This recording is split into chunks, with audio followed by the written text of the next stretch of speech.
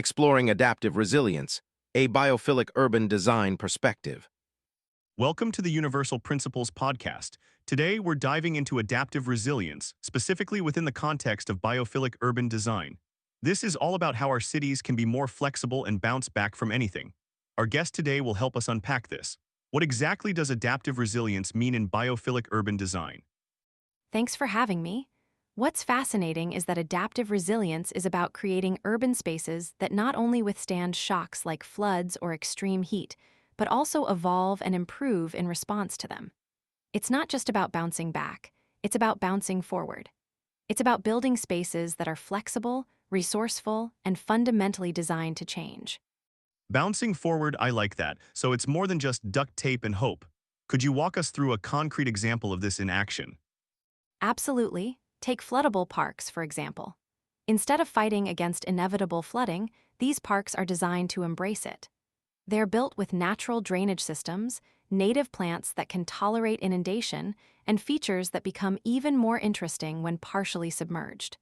They act as sponges, absorbing excess rainwater and reducing flood risk in surrounding areas. This isn't just about surviving a flood. It's about turning a threat into an opportunity for ecological enhancement and recreation. That's brilliant, so the park actually benefits from the flooding.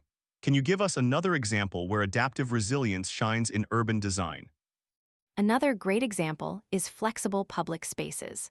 Think of plazas or community gardens designed to serve multiple functions. A plaza might have movable furniture and adaptable stage areas to host different events, from farmers' markets to concerts. Or a community garden could be designed to change depending on needs, such as an education center or a simple compost center.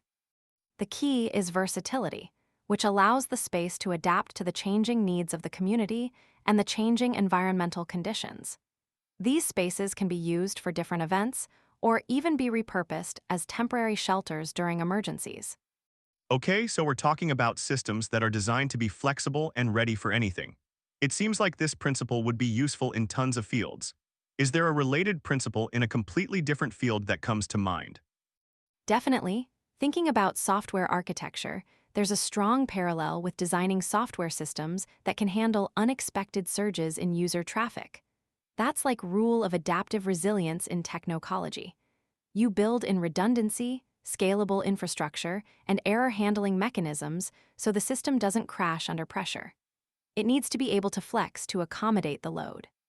That makes perfect sense. So if someone is listening and thinking, I want to incorporate adaptive resilience into my work, what are some practical first steps they can take? Here are 3 quick tips. First, embrace modularity. Break down systems into smaller, independent components that can be easily reconfigured or replaced. Second, prioritize redundancy.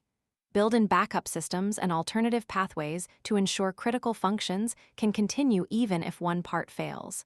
And third, actively seek feedback and learn from failures. Use every challenge as an opportunity to improve the system's resilience. Modularity, redundancy, and learning from failures. Great takeaways. Thanks so much for sharing your insights on adaptive resilience.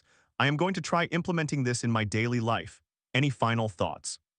My pleasure. Just remember that building resilience is an ongoing process, not a one-time fix.